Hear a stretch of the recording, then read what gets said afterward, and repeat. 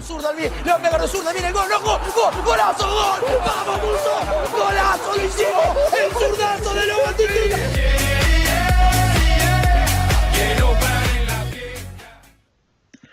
Salut à tous, c'est Stéo. On se retrouve ce soir pour la première émission de l'année 2017. Donc encore une fois, on s'excuse pour le raté de la semaine dernière, ça arrive. Donc ce soir, je suis en compagnie de Benjamin. Salut Benjamin. Salut, salut. Je suis en compagnie d'Anthony. Salut Anto. Salut. Et aussi, nous sommes avec Ouf. Salut Ouf. Salut. Donc en ce moment, on entend de plus en plus parler de la Chine avec la politique agressive sur le marché des transferts. Mais en fait, derrière ça, derrière cet étage d'argent, il y a un projet d'envergure qui se cache. En fait, ça consiste à vouloir dominer le foot mondial en 3 points pour la Chine. Donc, sans plus attendre, je vous laisse avec Ben pour la première partie. Et n'oubliez pas que vous pouvez réagir dans le chat ou sur Twitter avec le hashtag bête du jour. Ask bête du jour, pardon. Voilà, Ben. Alors, c'est très simple. La Chine, pour toute grande puissance du foot, ça passe par avoir un championnat fort.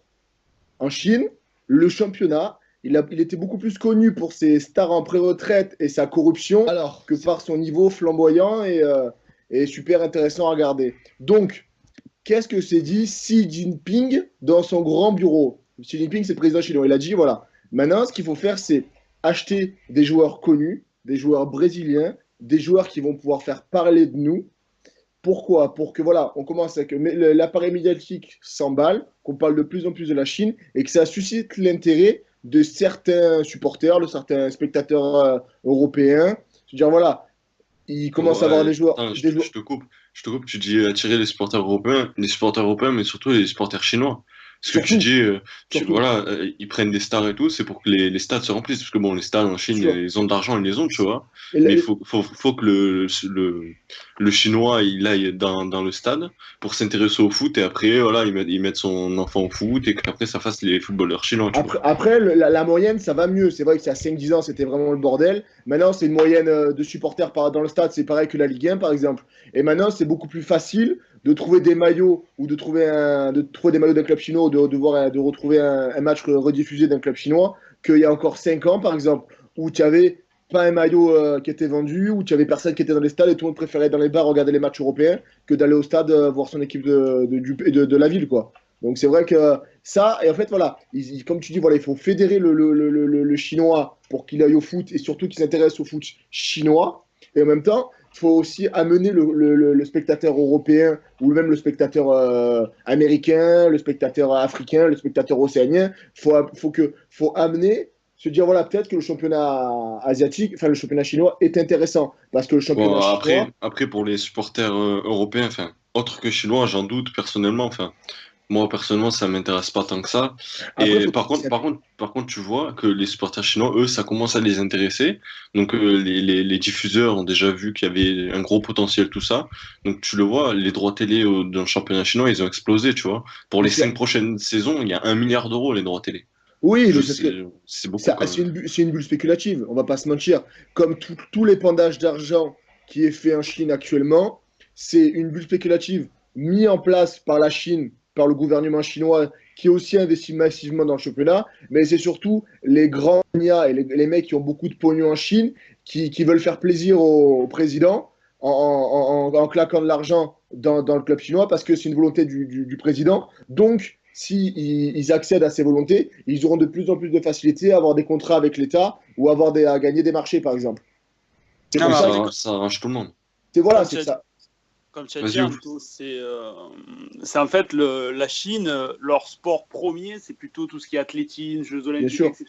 Et ils ne sont pas du tout orientés foot. Donc en fait, le fait d'investir, comme l'a dit Ben, le fait d'investir dans les structures, le fait d'attirer des stars, etc. Il faut qu'ils fassent. Ouais, mais ne serait-ce que des noms. Ils attirent globalement, ils attirent des noms, quoi. Parce qu'on va dire de suite. Vas-y, fini, Ouf. Au début, quand ça a commencé, qu'est-ce qu'ils ont fait, les Chinois? Ils ont recruté les stars de leur pays par tous les grands clubs quand ils ont commencé à investir. Ils se sont pas tournés vers l'Europe pour recruter. Ils ont d'abord pris les stars de chaque club local. Par exemple, voilà ce que je veux te dire, comme Evergrande. C'est la politique de Guangzhou, ouais. Parce que Guangzhou, oui, mais voilà ce que je veux te dire. C'est plus ancien. Enfin, Guangzhou, ça domine le foot asiatique et le foot chinois, et c'est une des équipes qui joue à peu près le mieux en Chine, parce que voilà, c'est très ancien. Scolari, il est arrivé en 2015, il me semble. Ils ont recruté des grands joueurs, enfin des grands joueurs, des Brésiliens, ils ont recruté les meilleurs joueurs chinois, et ils ont fait un mix un peu pour que ça soit sympa. Ce que je veux te dire, c'est en fait, ils veulent faire naître une flamme, une sorte de ferveur pour le foot chinois, quoi. Bien sûr, là je suis totalement d'accord. Tu vois, et pour que justement le public soit ait de l'engouement pour le championnat, qu'est-ce qu'ils font? Ils prennent, tu l'as dit Ben, beaucoup de Brésiliens, des joueurs offensifs, Oscar, Hulk, tout ça, qui mettent des grosses patates ou qui sont capables de dribbler 4-5 joueurs avant d'aller marquer un but. Tu vois, ils vont pas te prendre un défenseur. Bien sûr. Donc c'est vraiment du bling-bling, pour du merchandising et attirer vraiment les supporters chinois qui ont l'habitude de regarder par exemple le Real ou trucs comme ça.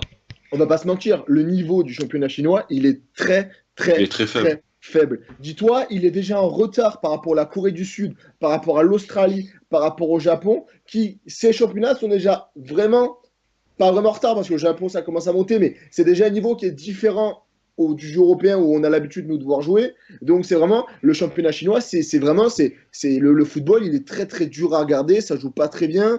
Le niveau est mauvais en fait, c'est ça. Alors juste, en fait, je sais plus comment on dit. Je vous interromps, pardon. Juste pour répondre à Pierlot qui demande, mais le fait de pouvoir faire jouer 3 joueurs non chinois par équipe, ça freine pas l'investissement. On va juste en parler, je crois, dans la deuxième partie. Juste après, on en parlera après. Donc voilà, on va répondre après. Pour revenir à ce que tu disais, Ben, en fait, le problème de ce championnat, c'est qu'il est passé pro tardivement, quoi. Dans les années 90, il est passé pro. Et c'est encore jeune, tu vois. C'est ça, mais il y a aucune culture foot dans ce pays. Mais surtout, on en parlera plus tard, mais comparé par exemple à la Corée du Sud ou au Japon, qui ont déjà, qui sont connus, tu vois, en tant que championnat en Asie, tu peux pas rivaliser maintenant, quoi. Même avec quelques stars. Mais ils sont arrivés très tard sur le marché pro. Sur un truc. Le fait que tout à l'heure on a dit c'est pas leur sport premier, le football, etc. Il paraît utile de rappeler que quand même l'heure du Classico a été décalée pour les supporters chinois. Non, mais ça c'est différent. Ça c'est pour vendre. Ça c'est une question de marché. On parle pas du championnat chinois là. Que le championnat chinois il est mauvais. Que la Chine s'intéresse de plus en plus au football. Que les Chinois s'intéressent de plus en plus au football. Moi je dirais plutôt que c'est surtout la Liga qui fait de plus en plus les yeux doux à la Chine pour attirer des investisseurs. Ouais, sur ce sujet, je suis totalement d'accord avec Ben, sachant que là on sort du foot, mais la NBA font exactement pareil en mettant les matchs, en changeant les horaires des matchs, ils font pareil. Les matchs à midi, c'est quasiment été les premiers à le faire avec, il me semble, l'Italie, mais l'Italie c'est un peu plus ancien. Et les matchs à midi, c'est clairement pour le championnat asiatique, pour le match asiatique. Le fait que tu bouges un match comme le Classico pour favoriser les supporters chinois, ça prouve que quand même, comme tu dis, peut-être tu veux vendre pour faire les yeux doux aux investisseurs, comme tu dis. Mais aussi, ça se voit que le foot est de plus en plus regardé en Chine. Après, c'est sûr que s'ils le décalent, c'est qu'ils savent qu'ils vont avoir un public là-bas, tu vois. Voilà. Et donc, ça va découler sur le football national, quoi. C'est ce qu'ils espèrent, en tout cas. C'est ce qu'ils espèrent, voilà. Oui, mais après, on va dire, comme tu as dit, le championnat chinois est arrivé très tardivement en monde pro parce qu'il a été beaucoup de fois, comment on appelle ça, dissous et refondé à cause des histoires de corruption. Il y a encore l'année dernière, ou il y a 2 ans, il y a plus de 200 arbitres et joueurs qui ont été envoyés dans des camps pour, entre guillemets, leur apprendre à ne pas succomber à la pression des marchés, à la pression de l'argent pour corrompre un match. C'est ça. Le foot chinois est gangréné, c'est très ancien. Par les marchés, par la mafia et par les matchs arrangés. C'est vraiment très très ancien. Tu vois certains tacles qui sont pas sifflés et c'est des arrachements de cheville et les mecs ça tacle au niveau de genoux. Des fois c'est des scandales. Hein. Non mais je suis tout à fait d'accord avec toi. Ils inondent le marché d'argent et c'est vrai que comme c'est dur de pas succomber à la tentation, quoi. Surtout qu'il y a encore pas longtemps, il gagnait, comment on appelle ça, le chinois moyen, il gagnait même pas 300 yuan, quoi, c'est rien. Le joueur moyen, il gagnait rien, et les arbitres encore moins. Donc dès que la mafia envoyait un peu d'argent, c'était tout de suite compliqué, quoi. Non mais oui, c'est ça, surtout que c'est pas régulé, quoi. Non, c'est plus, ça commence à l'être, mais avant ça l'était pas. Oui, voilà. Je pense qu'on va pouvoir passer la deuxième partie. Oui. Si tout le monde est d'accord. Et on est d'accord, on te suit. On y va. Donc, c'est la valorisation de la formation. Parce que la deuxième étape, comme l'a dit, il me semble, Anto tout à l'heure, c'est pas juste avoir un championnat qui soit un peu regardable et vendable à l'étranger, c'est surtout créer une génération Créer un engouement en joueurs. fait, chez les plus jeunes directement. Voilà, et pour alimenter, pour que, entre guillemets, si Nipings dit quoi, on est 1,3 milliard, c'est incroyable qu'on n'arrive pas à créer une équipe nationale qui soit viable, quoi. Les mecs sont derrière Djibouti, mais pas Djibouti, ils sont derrière des équipes, genre là, des Guinées, des équipes. Ouais, ils sont dans les 80e. 80e, tu te dis, c'est scandaleux pour un aussi gros pays d'être autant derrière. Par exemple, il y a encore en 2014, il y avait 137 000 licenciés en Chine. Ils sont 1,3 milliard. 0,01% de la population était licenciée en foot. En France, on est 2 millions à jouer au foot.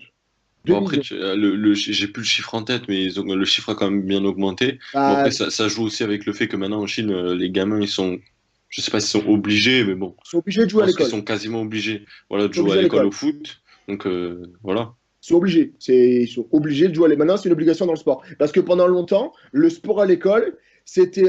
Ils faisaient pas de sport. C'était du sport individuel. Non, mais ou alors ils en faisaient pas. Non, à l'école, ils en faisaient pas. À l'école, ils préféraient prendre les heures de PS pour faire des révisions. Ouais, voilà. Et en fait, oui, après, tu avais des écoles entre guillemets, de la performance, la gymnastique, le ping-pong, l'athlé, ça arrivait un peu plus tard avec les JO, mais c'était vraiment dans ces sports-là. C'était du sport individuel, tu vois, ce qui prouve que tu les vois en Chine. Est-ce que tu les vois performer dans un sport co, toi? Non. Non. Après, ça revient à les Jeux Olympiques, l'athlétisme, etc. C'est des sports individuels, quoi.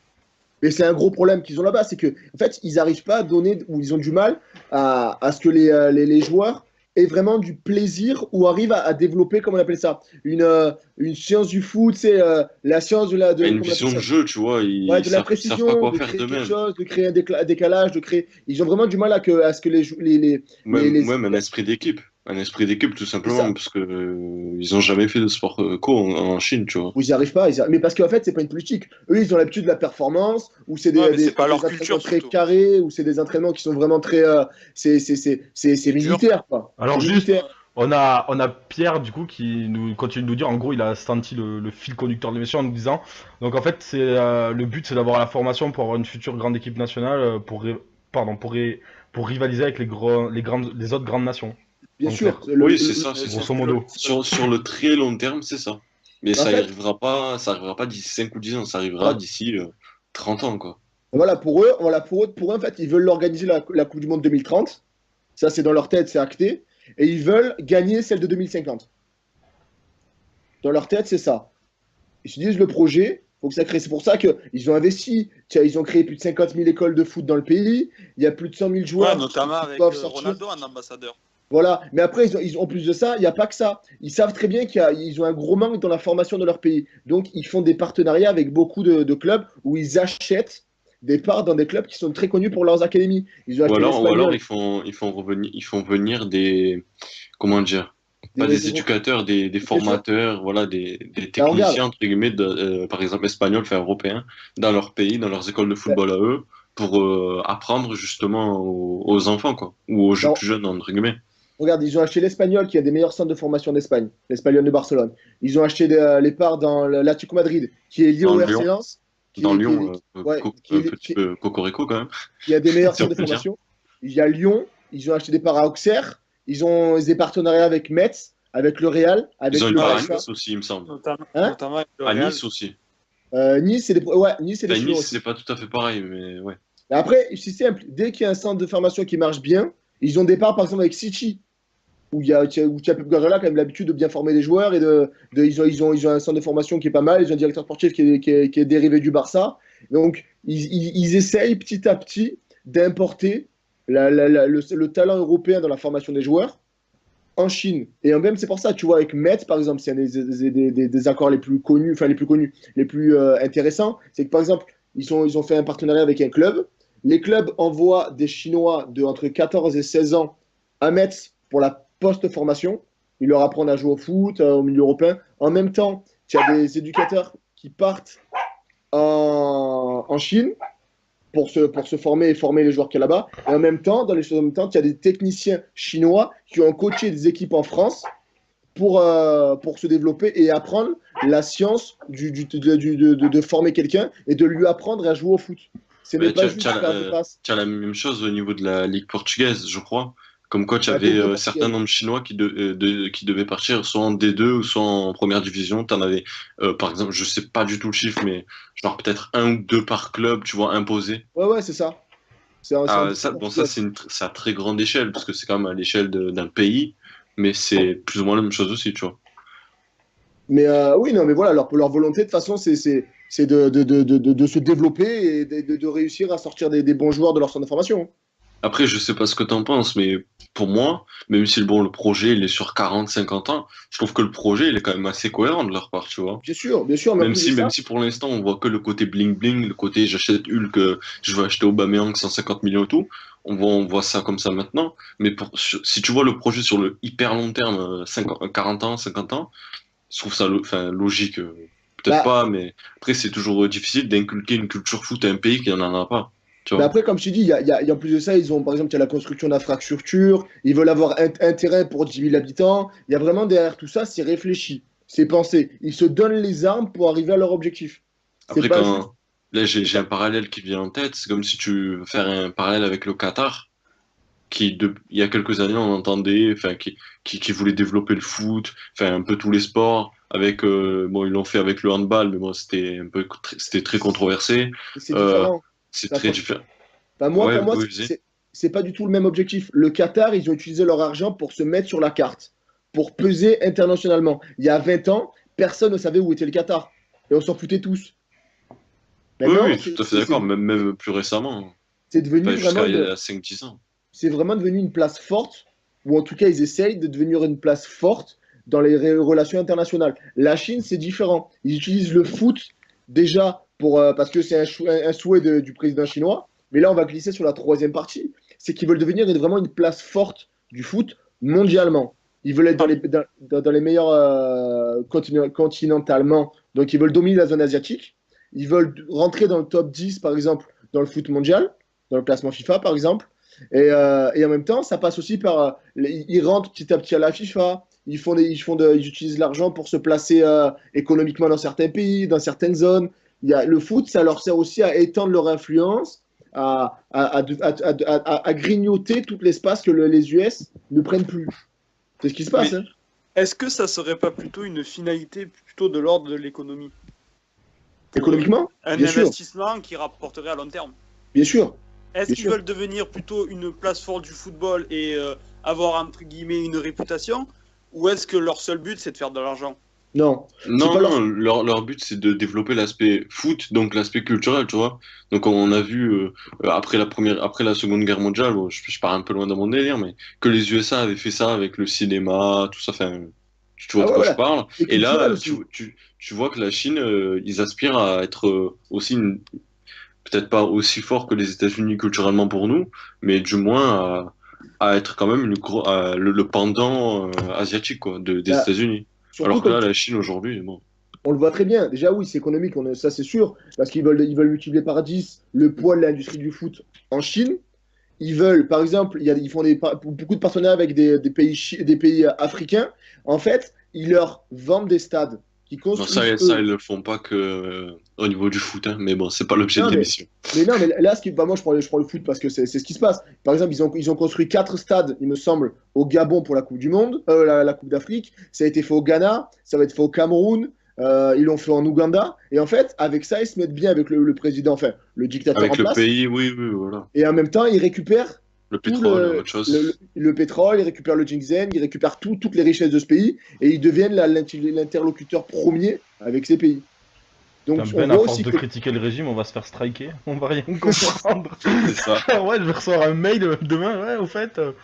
Non, mais c'est ça, c'est vraiment, ils se servent du foot. Il y a le développement interne qui veulent rayonner parce que le foot, on entend parler, et si la Chine fait des carrés au Coupe du Monde et commence à peser internationalement, on va en parler, mais il y a aussi le fait que pour comment rayonner culturellement, comme l'a dit Anto, parce que si on commence à regarder un peu plus le championnat asiatique, on va se caler différemment, on va essayer de s'intéresser aux clubs, s'intéresser à des stars locales, s'intéresser à des cultures locales, donc ça va faire qu'on va découvrir le pays. aussi. Après, scaler différemment, c'est un peu compliqué. Tu vois, rien que, bon, l'exemple que je peux prendre, c'est la NBA, tu vois. C'est rare que, enfin, il n'y a pas énormément de monde, déjà, qui s'intéresse à la NBA en France, et il n'y a pas énormément de monde qui vit pour regarder la NBA, enfin, c'est pas possible, en fait. Non, mais Tu vois. déjà, Donc, pour le championnat chinois, je vois pas comment ça peut se il y faire. a un public. Franchement, pour l'NBA, Ah, mais il y a quand même un gros public. oui, il Et y a un je gros pense qu'il y public, aura et un il y en public. aura un pour le championnat chinois, à terme. C'est pas un souci. Mais Il y bon. a. Je pense qu'il pourra pas rivaliser avec le Real, enfin avec les Ah, championnats européens, même d'ici mais, 40 ans. mais bien sûr, mais de toute façon, leur objectif, c'est pas non plus de mettre la CSL sur le devant de la scène. C'est juste, voilà, enfin, ils veulent le mettre sur le devant de la scène, mais ils veulent pas concurrencer au plus haut point Bon l'Europe, après, c'est pas possible. même s'ils veulent pas, enfin même s'ils peuvent pas concurrencer l'Europe, c'est pas grave. Ils ont un gros public déjà. C'est Une ça. grosse Oui, mais audience voilà, française. c'est surtout Imagine au niveau local. un milliard de personnes dans le pays, sans compter le Japon, sans compter la Corée, sans compter l'Océanie. T'imagines les clients là? Bien sûr, on C'est est fou. Oui, les spectateurs européens, ils s'en foutent un peu. Limite, Ils ont déjà au niveau local un flux de population assez massif, quoi. Bien sûr, mais par exemple, on a aussi là, il y a un petit truc qu'on continue de le rayonner. La Chine, par exemple, est devenue le partenariat avec la FIFA, où ils ont jusqu'en 2030 les droits de toutes les compétitions FIFA. C'est eux qui ont racheté, enfin, c'est une société chinoise qui a racheté les droits de toutes les compétitions de la FIFA, par exemple. Et en plus de ça, ils se sont alliés, enfin, ils ont un projet qui est assez fou. C'est toujours le même, c'est toujours Vanda, celui qui a racheté l'Atlético Madrid, qui est sponsor c'est une société qui est sponsor de la Chinese Super League, qui a racheté les droits des compétitions FIFA, c'est la même société. Et cette société a l'objectif de faire une Ligue des Champions décidante, de faire un super championnat européen, ouais. C'est un projet qui est latent depuis un certain temps. C'est le même projet dont on entendait parler il y a quelques mois, là, comme, avec les clubs qui n'étaient pas contents de je sais plus quoi. C'est eux. Et en fait, ce qu'ils veulent, c'est que ça c'est un projet un peu plus latent. C'est en fait, voilà, ils essaient de récupérer la place que la Confédération CONCACAF est en train de perdre à cause des scandales de corruption. Et en même temps, ils essayent d'aider la FIFA à conquérir le marché européen qui est détenu par l'UEFA et c'est ce qui génère le plus d'argent. Et la FIFA, ils n'aiment pas trop s'asseoir sur un gros milliard d'argent. Ils n'aiment pas trop ça. Donc, ils essaient petit à petit de matraquer un peu l'UEFA pour récupérer les parts du gros gâteau européen. Voilà, stratégiquement, en tout cas, on peut dire que la Chine, que ce soit, enfin, pour tout ce que tu as cité, je pense que ils s'en sortent super bien pour l'instant. Enfin, on verra comment le projet va se développer, mais sur le papier, c'est intéressant en tout cas. Rien quand tu vois que l'Evergrande, le total, c'est une estimation basée sur les actions vendues, le montant du club, il s'élève à 3,3 milliards contre Manchester qui vaut que 2,3 milliards. Et alors que ce club, il est méconnu dans le football européen. Tu vois vraiment qu'il y a un niveau de capacité et de puissance sous le capot qui est phénoménal, quoi. Bah surtout, voilà, c'est toujours pareil. Evergrande, ils ont aussi la plus grande école du foot. Ils arrivent à créer quelque chose autour. Et ça va avec les faits, c'est parce qu'ils sont tous au courant, tous les Chinois, là, les manias du chinois qui crament leur pognon, ils savent très bien qu'ils ne gagneront pas d'argent avec le foot. Hein. Ils en sont conscients de leur tête. Hein. Bah après, c'est dur de gagner de l'argent avec du foot, même en Europe.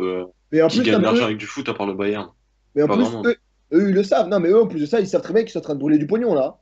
Surtout avec le montant des salaires qu'ils donnent et les transferts, tu vois. Surtout pour une ligue qui n'a pas de public pour l'instant, tu vois. C'est pour faire plaisir au roi. Parce que le roi, il a dit que. Le président. Tu vas te faire taper dessus par le régime, les gars. Le régime a décidé de miser sur le foot. Tout le pays se dit voilà, maintenant on investit dans le foot, on essaie d'aller, on applique le plan mis en place par le régime, parce que c'est vraiment un plan. Là, tout ce qu'on vient de dire, développer les écoles de foot, accueillir des élèves, les partenariats, c'est un plan que le régime chinois a établi. Et quand on vous dit organiser une Coupe du Monde en 2030 et gagner celle en 2050, c'est voulu, c'est l'objectif, il est clair. Entre guillemets, on fera le point en 2050, et en 2050, il faut qu'on soit bien classé et qu'on soit dans le top 10 du classement FIFA. Non, mais surtout qu'ils ont déjà des objectifs, quoi. C'est 800 milliards de dollars dans le PIB chinois d'ici 2025, le secteur sportif, ce qui est colossal, quoi. Voilà. Et avec du recul, vous imaginez ce que c'est un projet sportif sur 60 ans, enfin sur 50, pardon. C'est énorme. Enfin, c'est fou de se dire qu'on peut planifier quelque chose sur 50 ans. Oui, mais tu pars de tellement loin. Mais c'est jouable, enfin, comment dire, c'est jouable parce que c'est la Chine. Ah, mais c'est jouable, oui, bien sûr. Mais faut être rigoureux, là. Plus que rigoureux. Après, est-ce qu'ils vont réussir? Moi, j'y crois pas du tout. Mais il y a vraiment, ou entre guillemets, ils vont pas réussir à se placer, peut-être pas l'équipe nationale, parce que ça reste quand même une grosse équipe de merde actuellement. Mais moi, j'y crois, mais pareil, sur le hyper long terme. Je crois pas d'ici 10 ans, non. Moi, ce que je pense, par contre, qu'ils vont vraiment peser économiquement et qu'ils vont vraiment peser à la FIFA, mais sous peu. Vraiment, sous peu, ils vont continuer à racheter les clubs. Dans les décisions, tu parles? Dans les décisions, ils vont continuer de d'étendre leur aura économique quand ils achètent un club à Barcelone, quand ils achètent des parts à Manchester, quand ils achètent des parts à New York, à Yokohama, quand ils achètent des parts à Nice. Tout ça, c'est développer leur aura, c'est s'approcher un petit peu des places économiques mondiales. Tout ça, ils vont réussir. Après, pour moi, réussir à se placer sportivement, j'ai du mal. Créer quelque chose de toute pièce en 30 ans, pour moi, ils y arriveront pas. C'est pas... 30 ans, c'est long quand tu y penses. Il y a plusieurs générations de joueurs. Les talents, si tu formes bien, tu les verras éclore. Les talents, c'est pas un problème. Mais pareil, c'est toujours pareil. Actuellement, le zone de scoutage, il est pas top. La moitié des gens, c'est des gens qui inscrivent leurs enfants à l'école. C'est pas toi que tu vas chercher des enfants. Et on l'a vu. Ah oui, mais là, ça fait 2 ans ça a commencé. On parle de 30 ans. Mais regarde, ils ont fait Aspire au Qatar. On attend encore. Ça ne viendra pas de suite. Mais voilà, va falloir savoir attendre, va falloir continuer à se tenir, que le championnat, il explose pas en vol. Et que, c'est ce que je te dis, il faudrait être hyper rigoureux pour que ça marche. C'est le seul doute qu'on peut avoir. Après, le projet sur le papier, il est excellent. Enfin, moi, je le trouve vraiment de qualité. Sur le papier, de toute façon, c'est simple. Hein. En gros, on veut développer le foot en Chine, on valorise le championnat. On veut avoir une équipe qui soit forte. On valorise la formation et on se donne les moyens d'avoir une équipe qui est forte. Et en 3, on veut peser internationalement. Donc, on achète des clubs, on achète des grands clubs, on se met bien avec la FIFA, on donne du pognon. Sur le papier, ils font tout ce qu'il faut pour que ça réussisse. Après, est-ce que ça va réussir? J'ai du mal, mais le projet est super ambitieux. Et de toute façon, le foot, l'avenir du foot, pour moi, ça se passera en Chine. Hein. Y a pas, ça sera peut-être pas en 2050, mais... Si on doit miser sur un pays, si on doit miser sur la Chine, hein. Pas sur les États-Unis, pas sur tout ça, c'est sur la Chine. Hein. C'est bon pour vous, messieurs? Ou quelque chose à rajouter? Non, mais je pensais que on va finir sur ces belles paroles de Benjamin. À chaque fois. Bah oui. Donc, merci beaucoup, messieurs. C'était vraiment intéressant. Merci à Pierre. On espère avoir répondu à tes questions. Donc, la vidéo normalement sort soit ce soir, soit demain matin. Donc voilà, et de toute façon, on peut nous retrouver sur le réseau, donc avec le banc de touche et bête du jour. Donc on se retrouve la semaine prochaine, même heure, pour une nouvelle émission. Salut! Salut! Salut!